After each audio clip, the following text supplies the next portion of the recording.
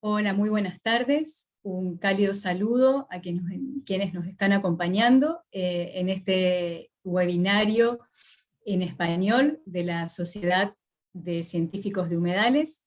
Les damos una bienvenida y agradecemos que estén participando del mismo. Hoy tenemos dos ponentes que nos van a compartir sobre el Censo Centroamericano de Aves Acuáticas, los primeros 10 años, 2011 a 2020, pero antes de iniciar vamos a dar a contar sobre la Sociedad de Científicos de Humedales, cuál es nuestra misión. Es promover el conocimiento, la conservación, la protección, la restauración y la gestión basada en la ciencia y en el uso sostenible de los humedales. Con esa misión estamos integrando la Sociedad de Científicos de Humedales, 62 países que están representados por más de 3.000 miembros, y es una organización fundada en 1980. Nuestra membresía tiene un 65% de miembros que son regulares, 15% de miembros vitalicios, también hay un porcentaje de estudiantes que corresponde al 8%, también hay un porcentaje de inscripciones de membresías gratuitas. Hay un 3% de países en desarrollo que integran la Sociedad de Científicos de Humedales, incluidas en Latinoamérica y en el Caribe, y un 2% de la membresía son integrantes eméritos. La Sociedad de Científicos de Humedales cuenta con revistas indexadas como ser Wetlands, Wetlands Ecology and Management, Wetland Science and Practice, y Estuarios y Costas, que nos brindan toda su experiencia en las publicaciones sobre la temática de humedales. ¿Cuáles son los beneficios para los miembros? Hay tarifas con descuento para el programa de certificación profesional, también hay oportunidades de capacitación y ofertas de trabajo, seminarios web mensuales como este que estamos desarrollando en español, y también hay en inglés, actividades de capítulos y secciones, conferencia anual con tarifas reducidas, becas y programas para estudiantes, entre otros beneficios. La presencia y la participación en estos webinarios dan un equivalente en horas semestre para algunas certificaciones que pueden ser tomadas luego de la participación en el mismo.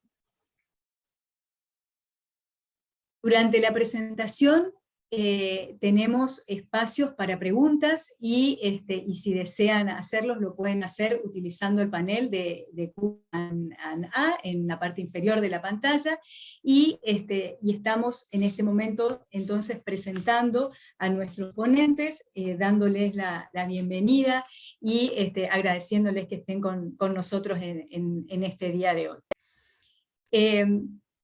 El primer exponente será Anne Lasterius, quien nos va a exponer sobre este trabajo que han estado desarrollando en la conservación de aves en las Américas durante más de 15 años, comenzando su carrera como voluntario trabajando para Huira, Paraguay, cuando coordinó un proyecto sobre aves migratorias neárticas en Paraguay. Esto despertó su interés en aves playeras. Inicialmente adquirió experiencia en el campo de la conservación de aves a nivel paraguayo e internacional, trabajando para Huira, Paraguay, pero luego para Wetlands International en la Oficina de América y como coordinador regional del Censo de Aves Acuáticas Neotropicales y como oficial de especies para la Secretaría de las Américas de BirdLife International. Las aves playeras han sido un factor prominente en la mayor parte de su trabajo. Mientras trabajaba para Huira, Paraguay, hasta el 2008, coordinó y dirigió la implementación de proyectos de investigación y conservación de aves playeras. Arnie tiene una licenciatura en Ciencias, en Manejo de Vida Silvestre, y está actualmente viviendo y trabajando en Asunción, Paraguay. El segundo expositor es John Van Dort, quien ha trabajado en la conservación de aves en Centroamérica desde 2006, participó en conteos de aves acuáticas en su país de origen, Holanda, durante los 80 y 90. Entre 2011 y 2022 trabajó en el Centro Zamorano de Biodiversidad como investigador del impacto ambiental en varios parques eólicos en Honduras. Actualmente es investigador asociado en este Centro Zamorano. Desde 2012, John es administrador del portal de IBART Centroamérica, donde ha contribuido con decenas de artículos. Desde 2012 contribuye al Censo Centroamericano de Aves Acuáticas en Honduras, y desde 2014 ha realizado conteo de aves acuáticas en Honduras en el marco del proyecto MSP, un censo anual a través de toda la ruta migratoria del Pacífico entre Alaska y Tierra de Fuego. Organizó conteos trinacionales de aves playeras en el Golfo de Fonseca, un área compartida entre El Salvador, Honduras y Nicaragua. Eso fue en 2017 y 2018. Desde 2020 es editor asociado de Birds of the World, un proyecto de la Corn Lab of Ornithology, y forma parte del Comité Científico de Aves Honduras, la Asociación Hondureña de Ornitología. John tiene una maestría en artes de Boston, de la Universidad de Boston, en literatura inglesa. Con mucho gusto los dejamos en compañía de los expositores, y recuerden que pueden ir realizando preguntas en el panel Q&A y una vez finalizada la exposición. Muchas gracias.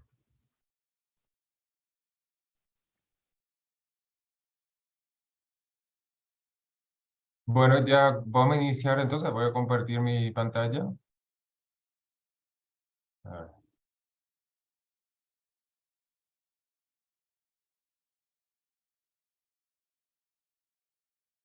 ver. Ahí se ve. Perfecto. Bueno, muchas gracias a todos para estar participando en este webinar, en lo cual junto con John Van Dort vamos a estar presentando sobre el Censo Centroamericano de Aves Acuáticas. Junto con Martin Pot de Holanda hicimos un trabajo en el cual analizamos todos los 10 años de ese censo desde su inicio. Yo voy a hablar primero un poco sobre los antecedentes de ese censo, un poco el contexto y la necesidad de esa clase de censos, y luego John va a entrar en el tema más específico sobre los tendencias, los análisis de tendencias que él realizó con Martin, con los principales resultados. Pero para comenzar, yo siempre comienzo con el tema de por qué censamos realmente las aves, por qué es importante hacer censos, no solamente de aves acuáticas, pero también aves en general, o mamíferos, o peces, lo que sea. ¿Por qué es importante hacer eso? Y bueno, entonces hay 4 puntos principales que nos provee información sobre el estado de poblaciones de aves, en este caso aves a nivel global, nacional o regional. También sirve mucho estudiar fluctuaciones temporales o anuales en poblaciones. Cuando realiza censos regulares, nos va a dar información sobre migraciones o movimientos regionales. También ayuda a identificar cambios en las poblaciones de aves cuando condiciones en un sitio cambian, por ejemplo. Cuando en un tipo de hábitat, por ejemplo, cambio o se pierde un tipo de hábitat, eso se va a reflejar en la población o una población en particular de aves. Y identificamos así cambios en el estado de un sitio hábitat a través de esos datos. Entonces se puede, cuando ves tus datos y ves que hay cambios, ahí puedes comenzar a analizar, bueno, dónde está, qué es lo que causa esa diferencia. Si no tenés esos conteos, si no tenés datos regulares, entonces no vas a poder realmente buscar una solución tampoco. Y en cuanto a aves acuáticas, realmente es muy importante el tema de los censos. Acá hay unos gráficos de Wetlands International de 2012, de hace unos 10 años, que muestra un poco, en este caso, muestra la disponibilidad de estimaciones poblacionales de aves acuáticas, y hay una tendencia global realmente de que hay muchas poblaciones bastante pequeños, y también hay muchas poblaciones, o sea, en el neotrópico por lo menos, muchas poblaciones bastante pequeños, pero también esa información es en muchos casos no completo. Entonces, está en base de la información que tenemos actual, pero hay varias especies y particularmente en los neotrópicos de la cual no tenemos estimaciones y por eso es importante hacer esos censos, por ejemplo. Y lo mismo también cuando vemos a tendencias, ¿verdad? Ese también es de la misma publicación. Esa información nuevamente se genera a través del monitoreo y acá vemos que la importancia, porque muchas especies están en declinación, por ejemplo, también en el neotrópico, que incluye Centroamérica, pero también muchas poblaciones a nivel global están en declinación. Entonces, la única forma de asegurar de que nos mantenemos al tanto de cómo van, cómo está el estado de esas poblaciones es monitorear. Y en este caso, en el neotrópico es muy importante también, porque muchas aves están en declinación, pero si ves también una gran parte dice estable, pero muchas veces cuando hablan de estable también hay un factor de que no se entiende realmente o no tiene suficientes datos. Entonces a veces se dejan eso como estable cuando realmente no hay lo suficiente información. Y cuando miras a nivel de los flyways, las rutas migratorias, ahí también se ve que las aves acuáticas realmente a nivel de las Américas, cuando juntas todo, el norte y el sur, que realmente una gran parte de las aves en esa ruta migratoria están declinando realmente. Entonces es nuevamente para demostrar la importancia de generar datos, de monitorear, para poder realmente ver cómo van, qué es el estado y cómo podemos hacer acciones para asegurar que las especies se conservan.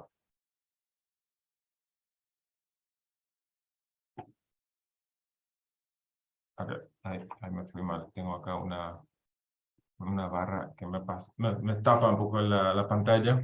Bueno, ¿qué es el Censo Centroamericano de Aves Acuáticas? Bueno, es un programa de monitoreo, un programa que se realiza anual y se cuenta todas las aves acuáticas y específicamente en la región centroamericana, y ese se realiza ya desde el 2011. El programa es un subprograma de los censos internacionales de aves acuáticas que fueron desarrollados por Wetlands International y es originalmente en las Américas una iniciativa una iniciativa de conservación de aves acuáticas de las Américas, y actualmente desde unos 3 años coordinado por Manomet. Y más que nada realmente es un instrumento para la conservación de aves acuáticas. A ver si va a seguir, sí. Como dije recién, que es un subprograma de los censos de aves acuáticas a nivel global. Acá se ve que en 1967 en Europa se inició esos censos de aves acuáticas. Se estaba observando que aves acuáticas estaban disminuyendo. Entonces iniciaron un censo internacional de aves acuáticas. Y eso realmente comenzó en Europa, pero también en algunos países ya de África. Pero luego se comenzó a aumentar eso. Entonces, primero era un censo en toda Europa, después en 87 comenzó el censo también en Asia, en gran parte de Asia. Después de los 90 comenzó el censo neotropical de aves acuáticas en Sudamérica. Comenzó primero en los países en Argentina, Chile, y así de a poco se aumentó su cobertura a casi todos los países de ahora en Sudamérica. Y luego en el 2010 el censo caribeño de aves acuáticas comenzó, y muy pronto después de esto también el censo centroamericano de aves acuáticas. Y acá ves un poco que son todos esos censos de aves acuáticas que se realizan más o menos de la misma época a nivel global. Bueno, obviamente la mayoría de los censos se realizan en Europa porque tienen más antecedentes, ¿verdad? Desde las 60 que ya están implementando, pero ahora también en Centroamérica realmente ya está fuertemente participando y forma realmente una parte clave en el censo, en esos censos internacionales de aves acuáticas. Bueno, los antecedentes de censos de aves acuáticas en general en Centroamérica.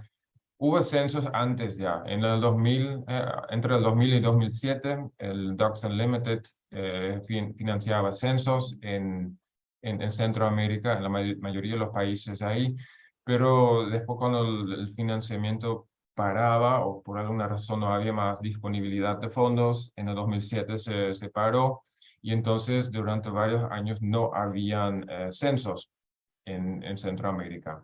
Después, en el 2011, el Consejo para la Conservación de Aves Acuáticas de las Américas estaba eh, promoviendo realmente los censos de aves acuáticas en Centroamérica. Ellos querían reiniciar esos censos y entonces estaba hablando con algunas organizaciones locales y también con BirdLife International en ese momento para realmente comenzar otra vez ese censo. Entonces, en julio de 2011 había un censo piloto con el apoyo del Museo Nacional de Costa Rica, Audubon Panamá y la Fundación Natura también en Panamá, junto con BirdLife International, para iniciar ese censo otra vez. Y luego, en los años después, esas organizaciones quedaron involucrados en el desarrollo y la coordinación de ese censo.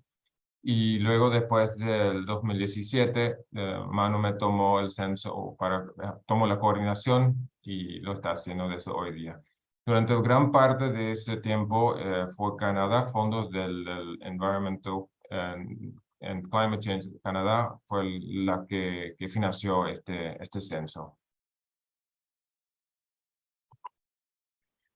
Bueno, los objetivos del Censo Centroamericano de Aves Acuáticas son, bueno, aunque son específicos, la verdad que esos son los objetivos universales, o sea, realmente son objetivos que todos los censos de aves acuáticas en el mundo más o menos tienen como base, que es promover el conocimiento, el aprecio y la conservación de las aves acuáticas en América Central, o si no en América, o en Europa o en Sudamérica, es bastante igual en todas las regiones.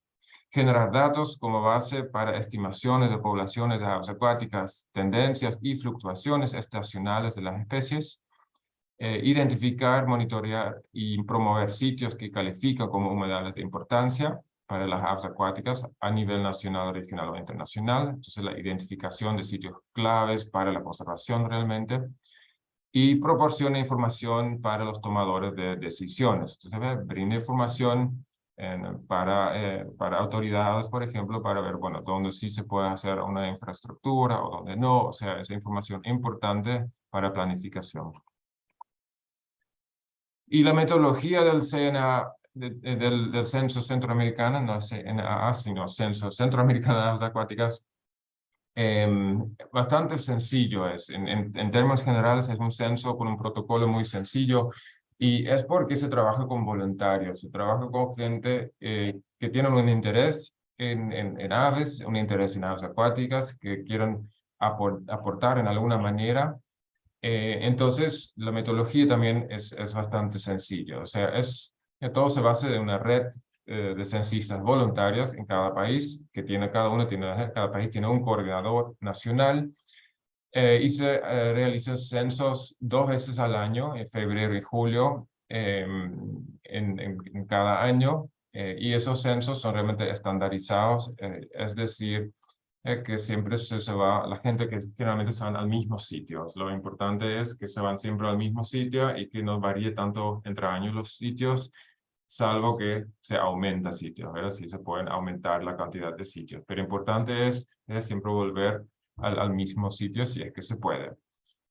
Se usa planillas que son diseñadas para cada país, teniendo en cuenta las especies que ocurren en el país. El esquema de conteo es en base a sitios que son censados de la misma forma cada año. Y bueno, nuevamente es importante que se realice eso cada año en los mismos sitios para realmente poder hacer un análisis de tendencias a largo plazo. Muchas veces es importante hacer eso, entonces, esos censos en mismos sitios. Y se realiza conteos totales, las especies observadas en el área, entonces se cuentan todas las especies que se ven, residentes y también migratorias. Son realmente un conteo completo. Y luego todo se genera o sea, todo se guarda en una base de datos que es manejado por el coordinador regional.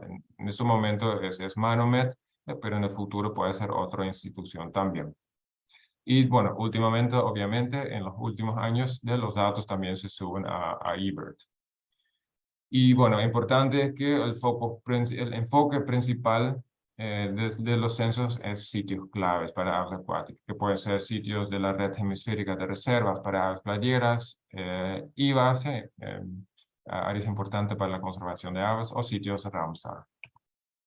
Bueno, acá los formularios, que son bastante básicos, en la cual se toma datos sobre el nombre del sitio, qué tipo de humedad, en descripción del sitio, amenazas, que generalmente se hace una vez cuando te vas a un sitio.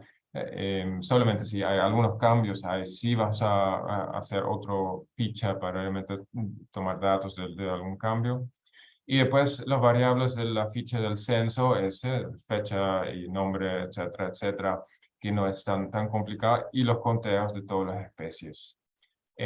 Aunque se usa todavía los formularios también, obviamente hoy día mucha gente usa realmente eBird, donde es muy fácil subir tus datos, subir directamente a una base de datos.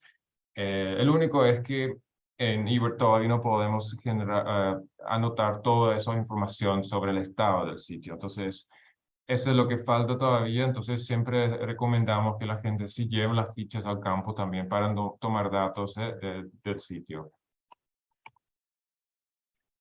Bueno, la importancia entonces del censo y también para qué se usan los datos. Bueno, se usa para la designación de sitios de importancia a nivel internacional, como los sitios Ramsar, IVA, Wizard, lo que recién ya mencioné. Es la base para la estimación de poblacionales. Cada 5 o 6 años, Wetlands International publica las estimaciones poblacionales de aves acuáticas. Actualmente en línea lo hacen. Es la base para evaluar el estado de conservación de especies y poblaciones. Es un insumo crucial para el desarrollo de planes de acción de especies amenazadas. Se usa mucho la información también para planes de conservación a lo largo de rutas migratorias, por ejemplo. Y quizá uno de los más importantes que los censos contribuyen a un mayor acercamiento de la gente a los humedales. Es un programa en base de voluntarios.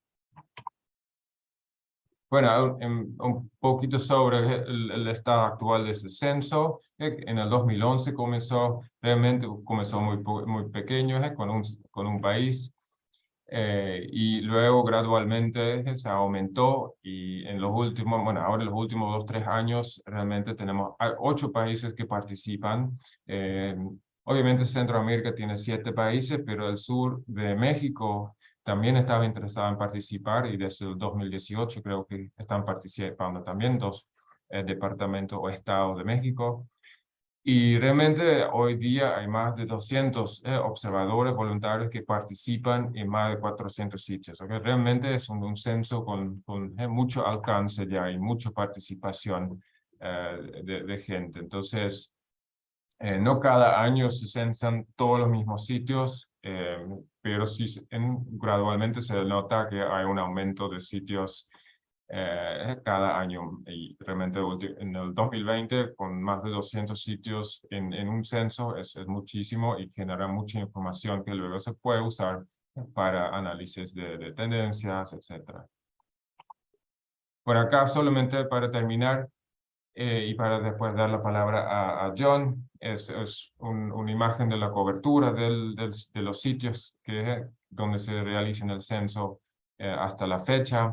Se está mostrando también sitios de otro censo, que es el censo del proyecto de aves playeras, o MSP, que es un censo que también una vez al año se realiza a lo largo de la costa pacífica, que se enfoca más bien en aves playeras, pero como es un censo que más o menos en el mismo época se realiza, entonces se complementan realmente. Entonces, para una eficiencia de tiempo de voluntarios, se realizan los dos censos en esos sitios.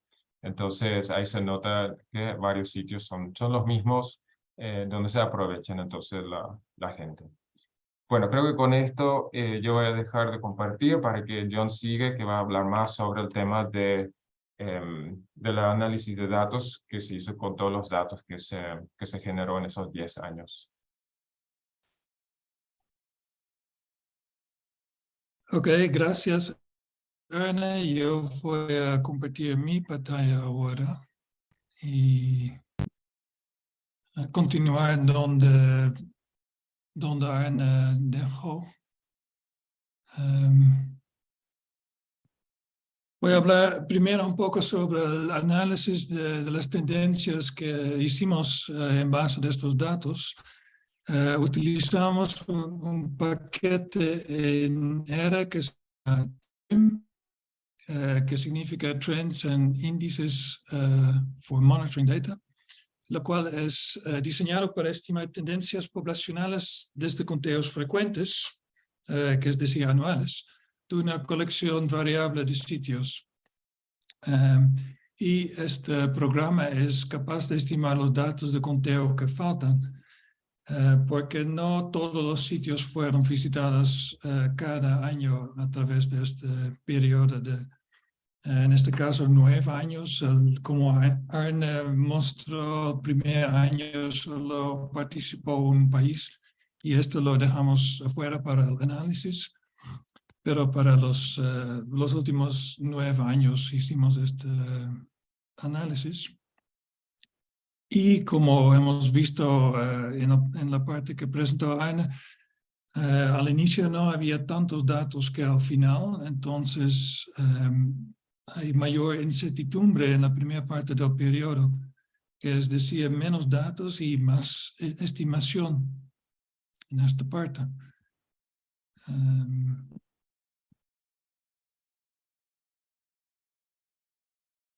Bueno, para cada especie y sitio y año necesitamos un punto de datos. Y son realmente tres posibles puntos de datos. Ideal, obviamente, es el conteo observado. Es cuando el sitio fue visitado y la especie fue observado y hay un conteo. Otra posibilidad es que el conteo fue 0 cuando el sitio fue visitado para la especie, no fue observado. Y al final, para complementar el matriz, TRIM hace un conteo imputado cuando el sitio no fue visitado y no sabemos si la especie estaba presente o no. En base de otras visitas en años anteriores o posteriores, TRIM puede calcular un conteo imputado. Hicimos 2 análisis, uno para casi todo el periodo, 2002 a 2020, y otro para los últimos 6 años con más cobertura.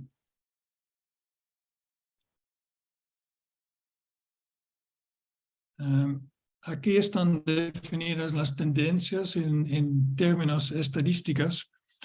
No voy a leer todos, pero quiero señalar que la tendencia es un producto del pendiente de la tendencia con los límites de intervalos de confianza. Así que es posible que una tendencia pueda salir como fuerte con un cambio, aumento o declive de 10%, por ejemplo, y otra tendencia puede salir como moderado con un cambio de 20%. En el último caso, simplemente hay intervalos de confianza más grandes alrededor de la pendiente de tendencia. Y eso es lo que vamos a ver en algunos ejemplos más adelante. Aquí podemos ver los resultados de todas las especies combinadas desde el inicio hacia el final. Casi el mismo gráfico que vimos con el esfuerzo, y tiene sentido si vas a visitar más sitios vas a ver más aves, ¿verdad? Esos son los datos crudos y da una idea del tamaño de esta base de datos, con al final 1.3 millones de aves contabilizados a través de estos 10 años. Uno de los objetivos del programa, igual que mencionó Arne, era determinar cuáles son los sitios claves para aves acuáticas en la región. Y una manera de hacerlo es resumir el promedio del conteo anual para todos los sitios. Y aquí en este mapa pueden ver el resultado de este cálculo.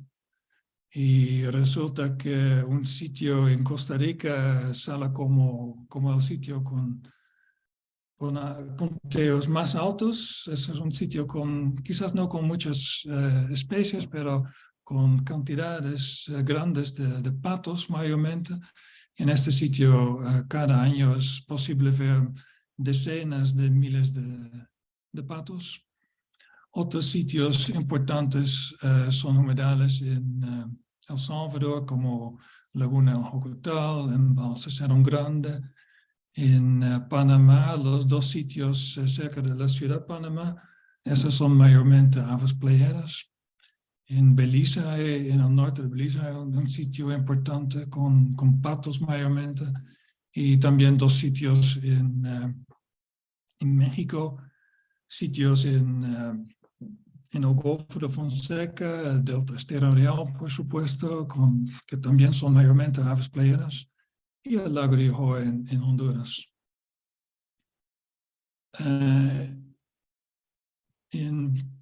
En base de la riqueza de especies, es otra manera de clasificar sitios según su importancia, y ahí salen algunos sitios como Laguna de Jocotal en El Salvador, con 62 especies de aves acuáticas. Todos estos, los números que veamos aquí son aves acuáticas, no todas las especies, pero solo las acuáticas.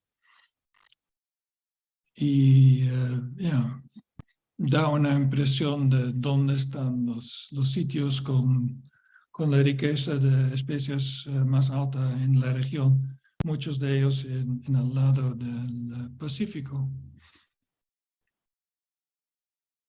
En esta parte voy a hablar un poco sobre las tendencias poblacionales para las diferentes familias donde encontramos tendencias. Empezando con los patos, 18 especies fueron censadas, 13 de ellas hemos analizadas. Los otros 5 son vagabundos con solo un puñado de observaciones donde no se puede calcular tendencias. Pero de esos patos solo uno salió con una tendencia. Y este es Dendrocygna autumnalis.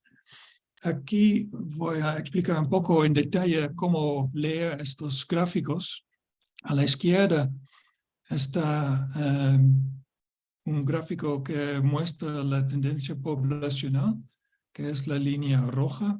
El área gris alrededor de esa línea es el intervalo de confianza. Y la línea azul es lo que el programa TRIM ha estimado como conteo anual, si todos los sitios hubieran sido visitados en cada año. Las barras verticales son los intervalos de confianza para cada estimación, para cada año. En el gráfico en medio podemos ver una comparación de los conteos con las estimaciones. Entonces, la línea roja abajo, esos son los conteos realmente hechos, y lo que está arriba es la estimación que hace TRIM en base de los conteos realizados. y con también los intervalos de confianza señalados. Y a la derecha, en el mapa de color, son sitios apilados. Cada línea representa un sitio, y entonces para esta especie son más o menos 60 sitios donde la especie al menos una vez durante estos 9 años fue observado. Si el punto es rojo, significa un conteo arriba de 0, y conteo o un color rojo oscuro significa un conteo alto, y un color pálido, rojo pálido, es conteo bajo. Luego hay 0, el blanco significa 0, el sitio fue visitado pero la especie no fue observado. Y al final azul significa el sitio no fue observado en este año, y TRIM calculó una estimación en base de los otros años cuando el sitio sí fue observado, visitado.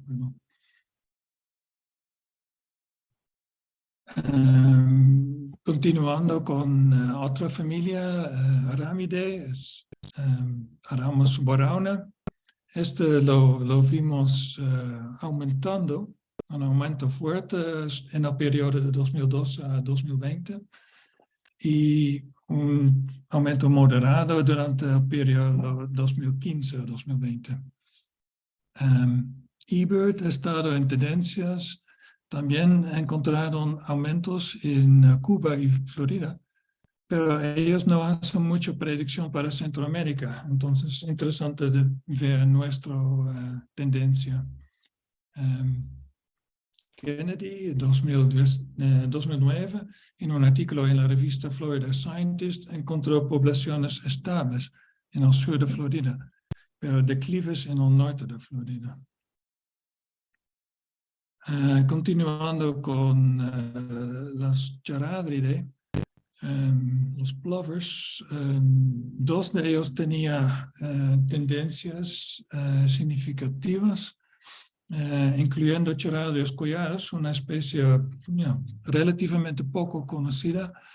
A diferencia de otros Charadrius, es una especie que no ocurre en bandadas de cientos, más disperso, y realmente no sabemos mucho de sus tendencias.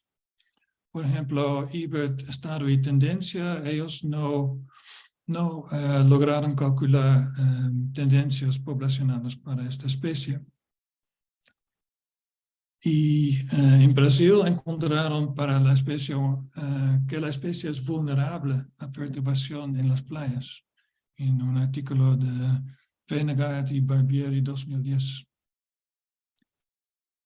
Lo que pueden ver en el mapa de color es que son mucho menos sitios con la especie presente, son solo 40 sitios. La otra Charadridae que está también en declive es Charadrius vociferus, que tiene mayormente poblaciones visitantes en la región. Es un reproductor incidental, pero la gran mayoría son visitantes de Norteamérica. Y en Norteamérica también han encontrado declives para esta especie. Entonces nosotros también lo estamos encontrando en el Censo Centroamericano de Aves Acuáticas. A pesar que, como pueden ver en el gráfico en medio, los conteos absolutos a través de los años han aumentado, pero la tendencia calculada por TRIM es un declive.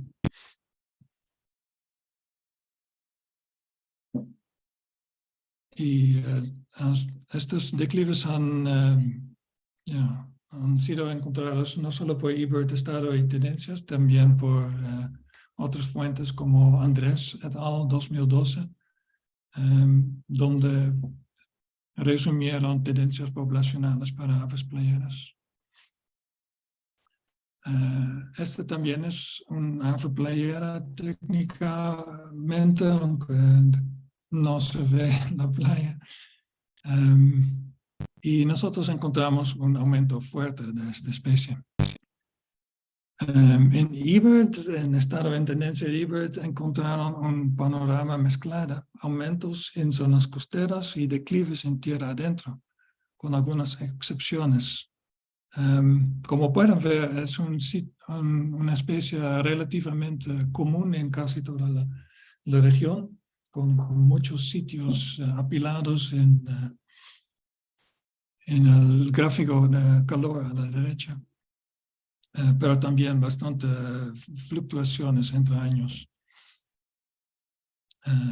No obstante, sí observamos un aumento en esta especie. En los Scolopacidae, un grupo grande, donde hemos, en la base de datos están 24 especies, 18 de ellos suficientemente común para hacer un análisis, y de ellos 5 tenían una tendencia significativa.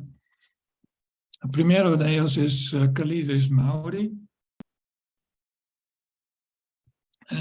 que se cree que está estable. Nosotros encontramos un aumento moderado, pero hay mucha diferencia entre los años, como pueden ver en estos gráficos.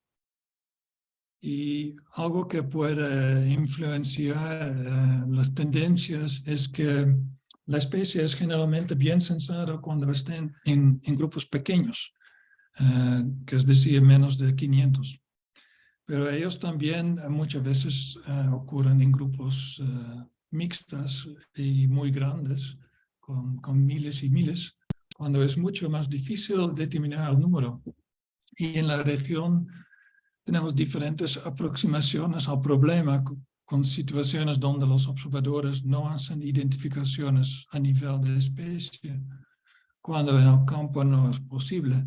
Por ejemplo, cuando están muy lejos y mezclados con otra especie. Y otro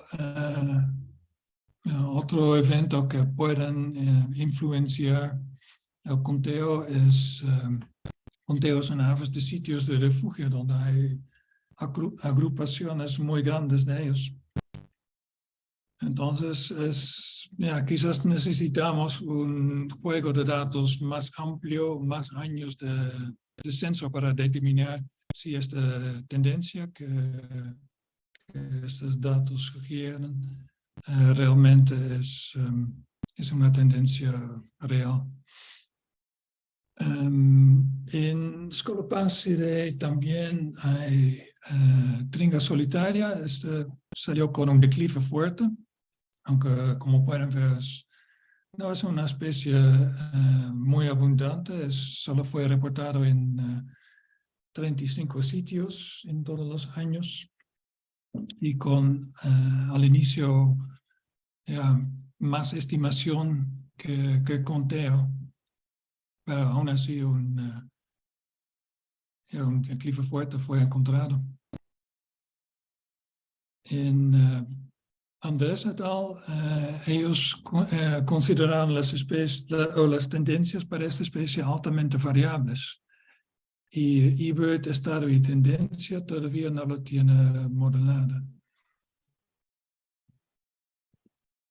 Otra tringa, melanoleuca, está también aumentando, aunque los conteos absolutos incrementaron, como pueden ver en medio. Esta especie también fue, según la literatura, con una variedad de tendencias. Y tal vez es posible que necesitamos más años de datos para que el mapa de colores se vuelva más rojo y menos azul, porque azul, recuerda, son las estimaciones. Y Tringa semipalmata también va declinando, aunque es un declive moderado, Esta especie fue censada en muchos más sitios, por supuesto, más de 200 sitios donde está presente. Y si consideramos todo el periodo, 2012 a 2020, hay un declive moderado, pero en el 2015 a 2020 la tendencia es incierta. Andrés et al. Encontraron variedad de tendencias y consideraron las tendencias en general para las dos subespecies más o menos estables. Y nosotros en Centroamérica mayormente tenemos la subespecie inornata. Luego, Tringo flavipes, otra especie en declive. Y esos es un declive que muchas fuentes han mostrado para esta especie. Clay et al. 2012, Andrés et al. 2012. Siguiendo la siguiente familia, los Laridae, un grupo grande también con 20 especies censadas. 10 de ellos logramos analizar y solo uno salió con una tendencia significativa, que es Thalassius sanficensis. Nosotros tenemos la subespecie Acu flavidus. Algunas fuentes lo consideraron como su propia especie, lo han separado de poblaciones de Europa. Pero en Europa han encontrado grandes fluctuaciones a través de juegos de datos de décadas para esta especie. Y en Brasil encontraron declives y han sugerido clasificar la especie como vulnerable a nivel nacional. Aunque en México encontraron aumentos. Ebert, estado y tendencias encontraron declives en mayor parte de las costas de Estados Unidos, con aumentos locales también. Nosotros, como pueden ver en el gráfico, aunque había un aumento fuerte, son también cambios grandes a través de los años. Y creo que sería necesario continuar con el censo para ver tendencias poblacionales a través de más años. Siguiente familia es Anhingidae, perdón, con solo una especie en la región, Anhinca, que lo encontramos declinando.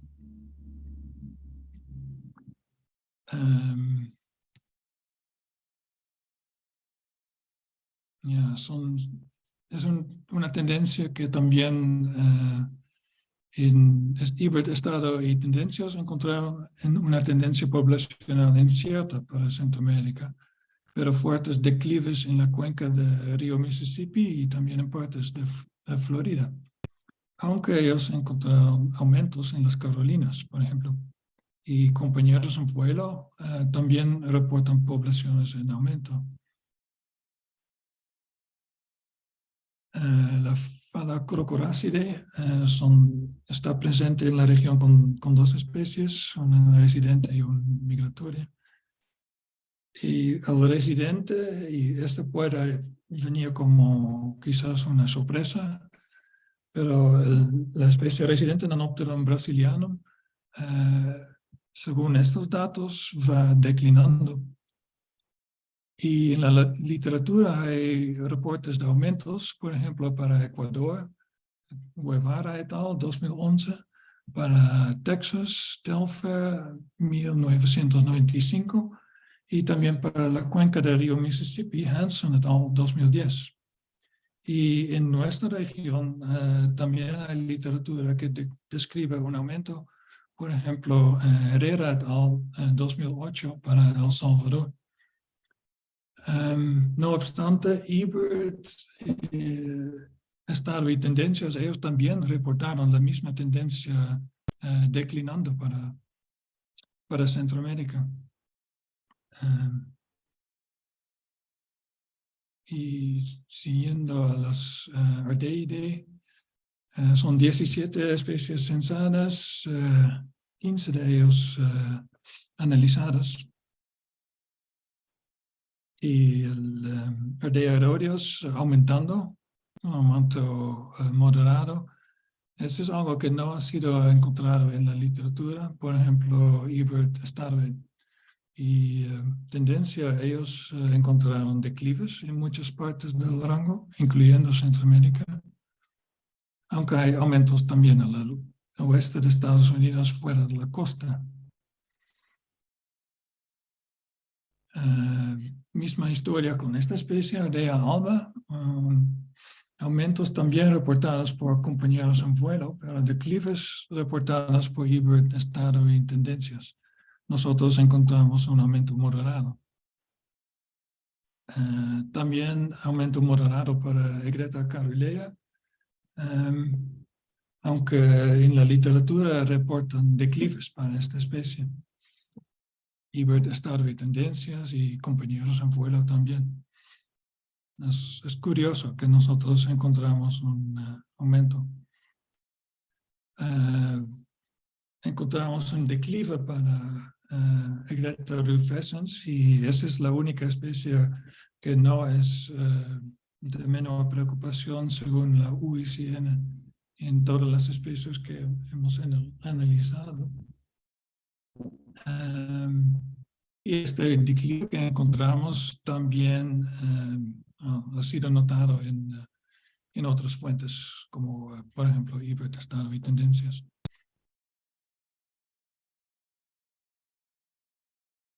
Para Nycticorax encontramos un aumento moderado, pero con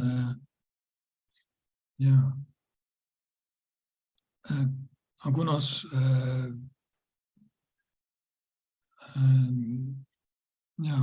con algo de incerteza, especialmente al final de este periodo. Y quizás el periodo de 6 años es todavía demasiado corto para ver tendencias a largo plazo para esta especie. Terminando con el último grupo, que son los 3 Chiornithidae. Censamos 5 especies, logramos analizar 3 de ellos, y las 3 tenían tendencias. Eudoximus albus va declinando. También algo que fue también encontrado por Ebert, Starwey en Tendencias. Y aunque también ellos encontraron varias partes con tendencias inciertas. En Estados Unidos hay declives en Florida, la costa del Golfo de México y la cuenca del río Mississippi, aunque hay aumentos en otras partes periféricas. Pero Ebert, Starwey en Tendencias, ellos encontraron declives para Centroamérica también, igual que nosotros. Y para Plagades falcinelos, una tendencia incierta durante el periodo más largo, 2012-2020, pero en los últimos años un aumento moderado. Según compañeros en vuelo, esta especie también está aumentando, aunque Ebert, Starwey y Tendencias muestran declives en varias partes del rango, incluyendo Florida. Los números censados en Centroamérica son mayormente de visitantes, aunque la especie se reproduce localmente también, por ejemplo en Costa Rica y tal vez en otras partes. Y la última especie con una tendencia significativa fue Platalea ajaja, con un declive moderado. Y si veamos todo el periodo de 2012 a 2020, aunque la tendencia salió incierta para 2015 a 2020. Compañeros en vuelo señalan aumentos poblacionales, pero Ebert, Starwey y Tendencias reportan declives en gran parte de su rango y también aumentos locales. Y para todas las otras familias encontramos que hemos analizado que son estas familias que se puede ver aquí, todas salieron inciertas. Y como pueden ver, un ejemplo a la derecha es para Bodilimbus podiceps. Ya la línea roja va para arriba, pero hay tanta incerteza alrededor de esta tendencia que no podemos ver no podemos decir si la especie está aumentando o declinando o estable. Y bueno, lecciones aprendidas, por lo general podemos ver que hay mucha estimación para los primeros años, pero también podemos decir que vamos en la dirección correcta, con bastante cobertura en los últimos años. Si logramos continuar esta cobertura, vamos a encontrar quizás tendencias poblacionales para muchas más especies. Como mencionó Arna al inicio, lo más importante es visitar los mismos sitios año tras año. Y si encuentras nuevos sitios con muchas aves acuáticas, es bueno visitarlo e incluirlo en el censo, pero no deja de visitar los sitios que ya tienen años de ser visitados, porque solamente así podemos deducir estas tendencias poblacionales. Y para sitios costeros es importante visitar bajo las mismas condiciones mareales año tras año, porque esto tiene un gran impacto en el número de aves acuáticas y aves playeras particularmente que uno va a encontrar en estos sitios. Y también es importante contar solo lo que está presente en el sitio y evitar incluir eventos estocásticos en el conteo como aves sobrevolando a su dormidero, porque eso es algo que puede ocurrir en un año, pero quizás no al otro año, y esto va a influenciar las estimaciones. Bueno, al final quiero agradecer a las organizaciones financiadoras como Environment and Climate Change Canada, también a los organizadores como BirdLife, Wetlands International y últimamente Manomet, y más que todo a las ONGs de la región y sus representantes en cada país, porque sin ellos estos resultados no fueron posibles.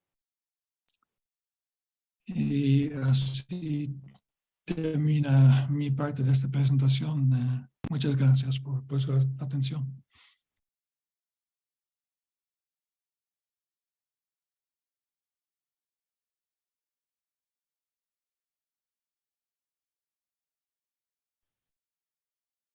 Muchas gracias a los dos, realmente fue un gusto escucharlos y compartir con ustedes y viajar con ustedes también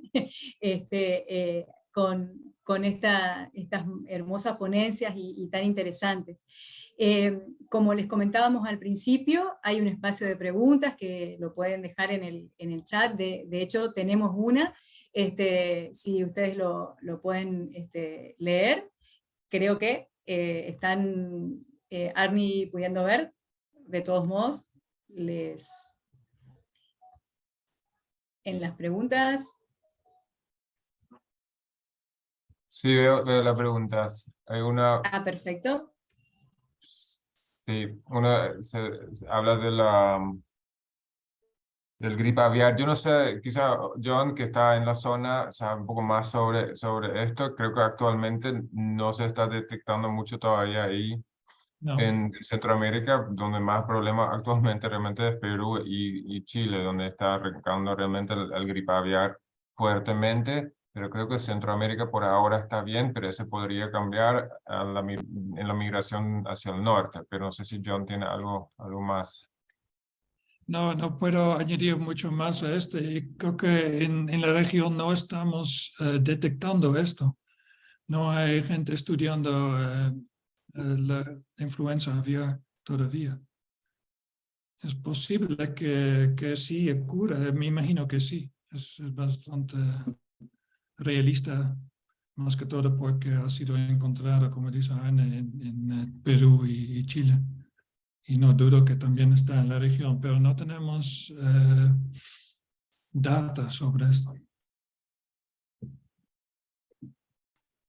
Hay una felicitación de Irene Anduray, excelente, gracias John, del Departamento de Vida Silvestre de Honduras, Regional Pacífico, agradecemos tu gran labor, así que contentos con la exposición y el trabajo.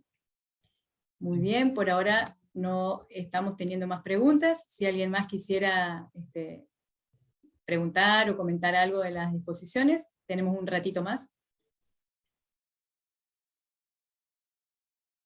O si no, igual siempre nos pueden acercar a través del mail si tienen algunas dudas, preguntas o cómo participar. Exactamente. Ahí voy a compartir la pantalla donde están sus correos electrónicos, entonces cualquier duda pueden, o comentario, pueden hablar con ustedes.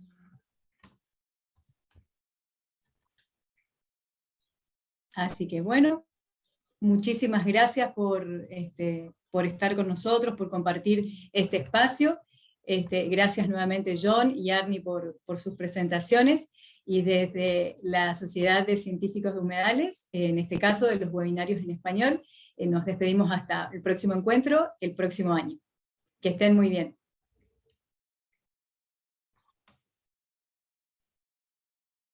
Muchas gracias. Gracias a todos.